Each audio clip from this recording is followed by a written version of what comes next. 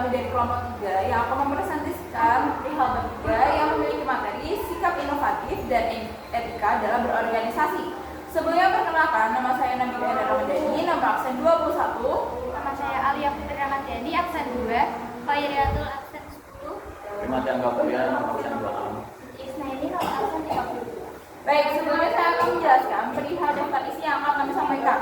Untuk yang pertama yaitu adalah etos kerja keras yang memiliki materi pengertian, pembiasaan perilaku, budaya kerja keras, contoh perilaku, dan hikmah.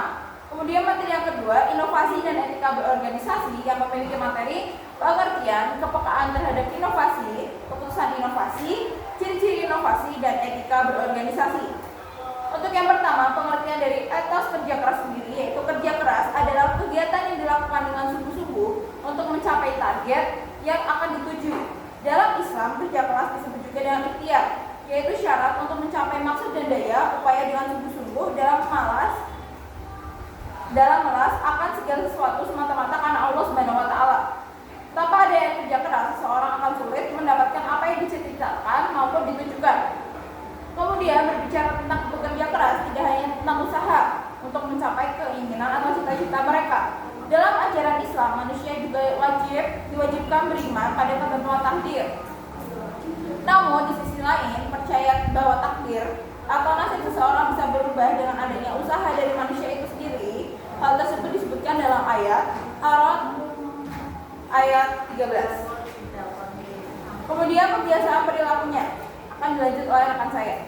Untuk pembiasaan perilakunya sendiri yaitu kita diperintahkan oleh Allah Subhanahu wa taala dan Rasul-Nya untuk membiasakan perilaku pekerja keras, tidak boleh berimajinasi saja atau bergantung pada orang lain dengan cara meminta-minta. Agar kita mendapatkan hasil kerja yang baik, kita harus memiliki motivasi atau semangat, rajin, tekun, dan ulet dengan maksud agar berhasil mencukupi kebutuhan hidup dan meningkatkan kreativitas dengan cara berdoa dan bertawakal kepada Allah. Di samping itu, kita harus senantiasa berperilaku jujur, tidak mudah putus asa, dan sabar jika mengalami kesulitan. Kita harus selalu bersyukur atas rahmat yang telah diberikan Allah Subhanahu wa taala. Untuk yang selanjutnya yaitu budaya kerja keras. Sesungguhnya Allah suka kepada hamba yang berkarya dan terampil. Barang siapa bersusah payah mencari nafkah untuk keluarganya, maka dia serupa dengan seorang mujahid di jalan Allah Azza wa Jalla. Dalam hadis tersebut dikatakan bahwa mencari nafkah untuk memenuhi kebutuhan keluarga adalah serupa dengan mencari nafkah untuk makna yang sangat besar. Karena Allah Subhanahu wa taala senang terhadap hambanya yang mau bersusah payah bekerja keras dalam mencari nafkah. Contoh perilaku. Yang pertama, bersungguh-sungguh dalam mengerjakan sesuatu agar meraih hasil yang maksimal. Menjalankan dengan sebaik-baiknya tugas yang menjadi tanggung jawabnya. Mengerjakan suatu tugas selalu tepat waktu dan disiplin. Tidak meremehkan setiap pekerjaan karena akan mendatangkan sikap malas dan jenuh dalam bekerja. Melakukan pekerjaan dengan tidak tergesa-gesa, sebab pekerjaan yang dilakukan dengan tergesa-gesa tidak akan mendatangkan hasil yang baik. Mengembangkan kemampuan diri, baik bakat, minat maupun lainnya. Membentuk diri yang bertanggung jawab dan disiplin. Mengangkat derajat dan martabat. Meningkatkan taraf hidup. Mendapatkan pahala dari Allah Subhanahu wa taala, mendapatkan hasil yang maksimal dan mendapatkan kepuasan sendiri. Hikmah dari budaya pekerja keras yaitu mengembangkan kemampuan diri, bakat maupun lainnya, membentuk diri yang bertanggung jawab dan disiplin, mengangkat derajat dan martabat, meningkatkan taraf hidup, mendapatkan pahala dari Allah Subhanahu wa taala, mendapatkan hasil yang maksimal dan mendapatkan kepuasan sendiri. Lalu selanjutnya ada inovasi dan etika organisasi. Inovasi dalam organisasi adalah suatu hal baru berupa apapun yang dapat terjadi di dalam suatu organisasi, baik organisasi formal ataupun informal. Inovasi merupakan upaya mempertahankan keberadaan organisasi dalam lingkungan. Inovasi dalam suatu organisasi menjadi hal yang penting dilakukan untuk membawa organisasi menjadi lebih baik untuk mencapai tujuan dan tepat sasaran secara efektif dan efisien. Lalu selanjutnya, kepekaan organisasi terhadap inovasi. Kepekaan sebuah organisasi terhadap munculnya inovasi dipengaruhi oleh beberapa variabel berikut ini. Yang pertama adalah ukuran suatu organisasi.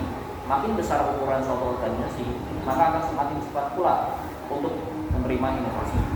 Yang kedua adalah karakteristik struktur organisasi yang mencakup hal-hal berikut Yang pertama adalah sentralisasi. Kewenangan dan kekuasaan dalam organisasi dikendalikan oleh beberapa orang tertentu.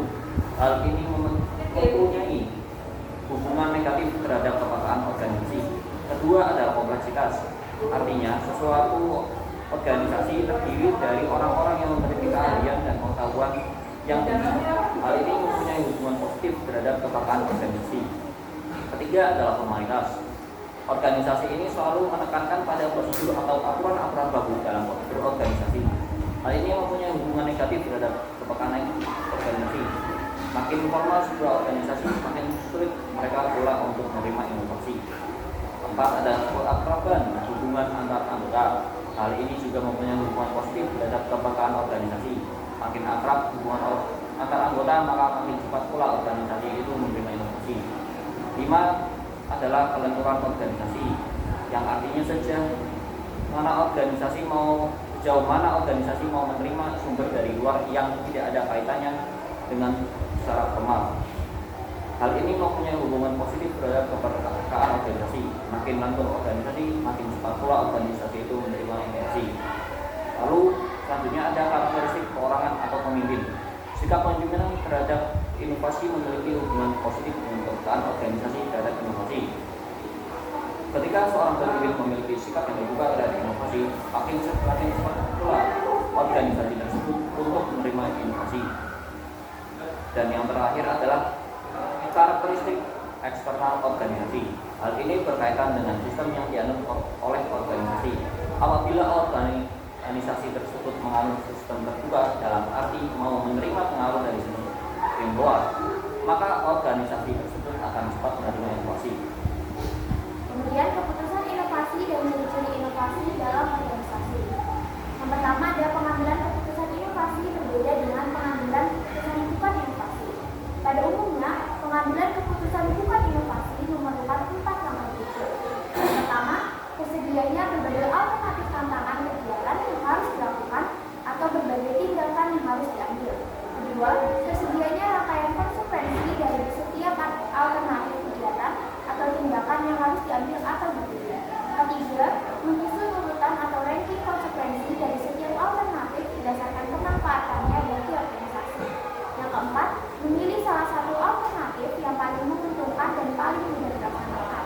Kemudian, inovasi dalam organisasi memiliki 4 ciri sebagai berikut. Yang pertama, memiliki kekhasan atau khusus, artinya suatu inovasi memiliki ciri yang khas dalam arti ide, program, tatanan sistem, termasuk kemungkinan hasil yang diharapkan. Kedua, memiliki ciri atau unsur kebaruan dalam arti suatu inovasi harus memiliki karakteristik sebagai sebuah karya dan buah pemikiran yang memiliki kadar orisinalitas dan kebaruan. Ketiga, program inovasi dilaksanakan melalui program yang terencana dalam arti bahwa suatu inovasi dilakukan melalui suatu proses yang tidak tergesa-gesa, namun inovasi dipersiapkan secara matang dengan program yang jelas dan direncanakan terlebih dahulu. Keempat, inovasi yang digulirkan memiliki tujuan.